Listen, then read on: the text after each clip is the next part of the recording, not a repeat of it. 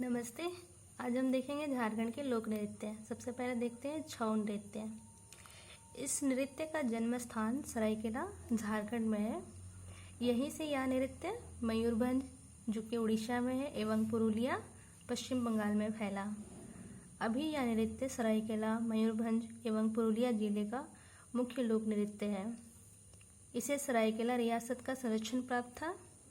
इस नृत्य का विदेश सबसे पहले यूरोप में सर्वप्रथम प्रदर्शन 1938 में सरायकेला के राजकुमार सुधेंदु नारायण सिंह ने करवाया था। 1947 ईस्वी में स्वतंत्रता प्राप्ति के बाद बिहार सरकार ने इस नृत्य को संरक्षण दिया। झारखंड राज्य बनने के बाद अब इसकी जिम्मेदारी झारखंड सरकार के हाथ आ गई है।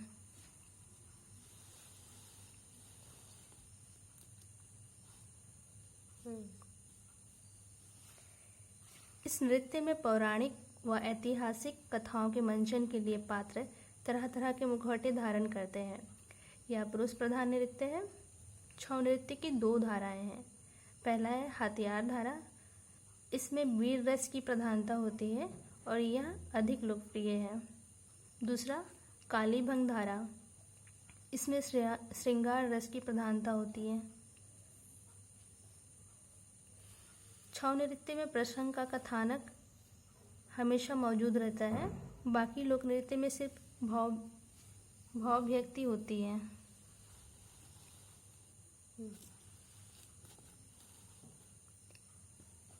इसमें गुरु या प्रशिक्षक की उपस्थिति अनिवार्य मानी जाती है। इसे राष्ट्रीय एवं अंतर्राष्ट्रीय पहचान और सम्मान प्राप्त है।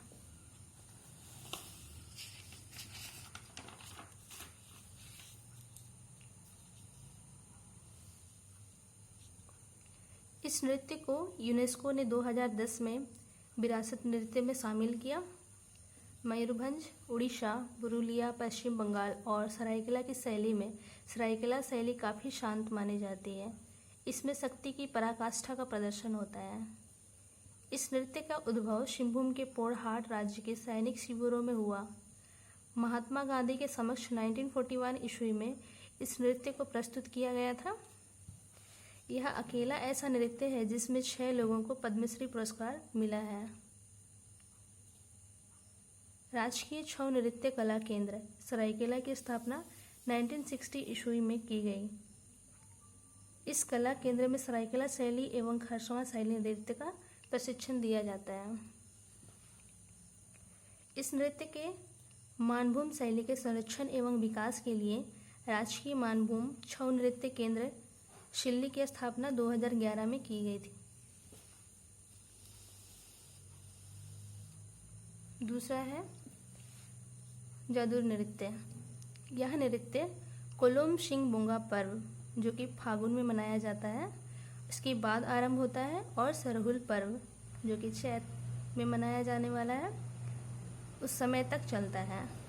इस नृत्य को नील सुसंको भी कहा जाता है। इसका प्रदर्शन उरांव जनजाति द्वारा किया जाता है। इस नृत्य में नर्तक नर्तकी लाल रंग की प्रधानता लिए कपड़े पहने होते हैं। यह स्त्री पुरुष सामूहिक नृत्य है। यह उत्पादकता, ऊर्जा तथा मातृभूमि के प्रति आदर का प्रतीक है। यह नृत्य सरहुल के अवसर पर किया जाता है। इस नृत्य का अन्य अवसर पर प्रदर्शन वर्जित है।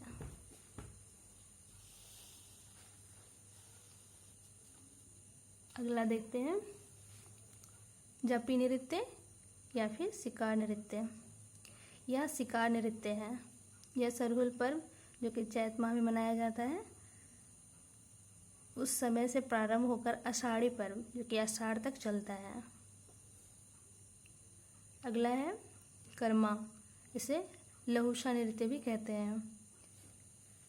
यह नृत्य आषाढ़ी पर्व के बाद आरंभ होता है और सोहराय पर्व जो कि कार्तिक माह में मनाया जाता है, उस समय तक चलता है। दूसरे शब्दों में वर्षा ऋतु के आरंभ से लेकर उसकी समाप्ति तक चलता है। यह सामूहिक नृत्य है। इसमें 8 पुरुष और 8 स्त्रियां भाग लेती हैं।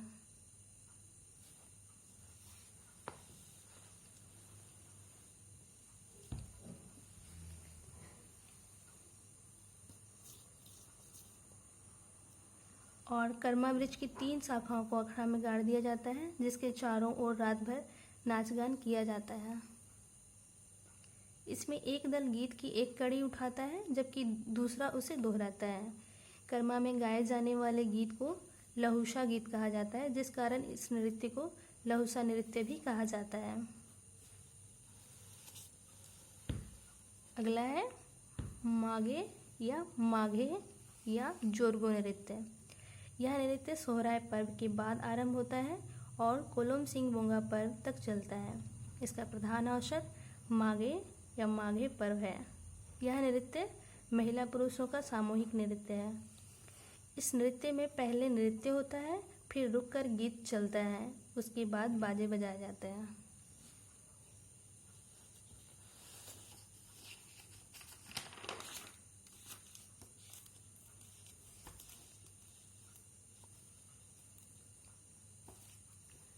अगला है पाइका नृत्य।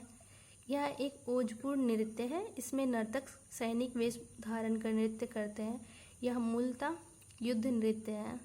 नर्तकों को एक हाथ में तलवार और दूसरे हाथ में शील्ड को संभालना होता है। झारखंड के श्रद्धालुओं एवं आदिवासी समुदायों में बारातियों, राजा, मंत्री, गुरु आदि जैसे सम्मानित अतिथियों के स्वागत या शोभा यात्राओं में इस नृत्य की प्रस्तुति की जाती है। नर्तकों की पोशाकें चमकदार, आकर्षक और झालरदार होती है। इनकी पगड़ी में मोरपंख खोस दिए जाते हैं। इन रंगीन पट्टियों के कारण रंग बिरंगे पंखों या डैनों का आभास होता है। इसी कारण इस नृत्य को पाइका नृत्य कहा जाता है।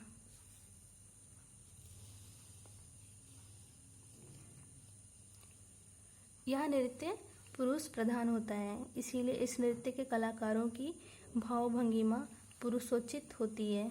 इसमें वीरता, साहस आदि का प्रदर्शन होता है। रूस में हुए भारत महोत्सव में डॉक्टर रामदयाल मुंडा पाइका नृत्य की टीम लेकर गए थे। प्रसिद्ध नर्तक अशोक कश्यप का संबंध इसी नृत्य से है। अगला है जतरा नृत्य। यह सामूहिक नृत्य है जो उरांव जनजाति द्वारा किया जाता है।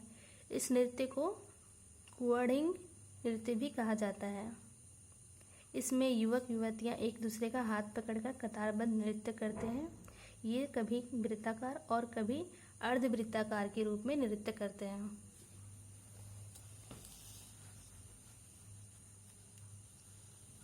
अगला है नचनी नृत्य। यह पेशेवर नृत्य है। स्त्री पुरुष कार्तिक पूर्णिमा के दिन विशेष रूप से यह नृत्य करते हैं। अगला है नटवा नृत्य। यह राज्य के पंच परगना क्षेत्र का अत्यंत लोकप्रिय नृत्य है। नटवा शब्द नट से बना है, जिसका अर्थ नाचने वाला होता है। यह पुरुष प्रधान नृत्य है। यह नृत्य श्रृंगार और वीर रस का संगम है। पुरुष स्त्री वेश धारण करके नृत्य करते हैं। इसकी शुरुआत प्राचीन काल से है।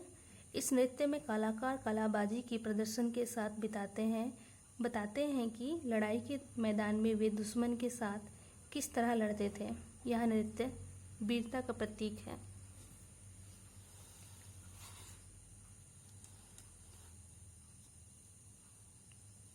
इस सुसज्जित पगड़ी को पंचपरगना में कालगा कहते हैं, जो नृत्य के समय नर्तकों द्वारा सर पर पगड़ी बांधकर पंख लगाया जाता है।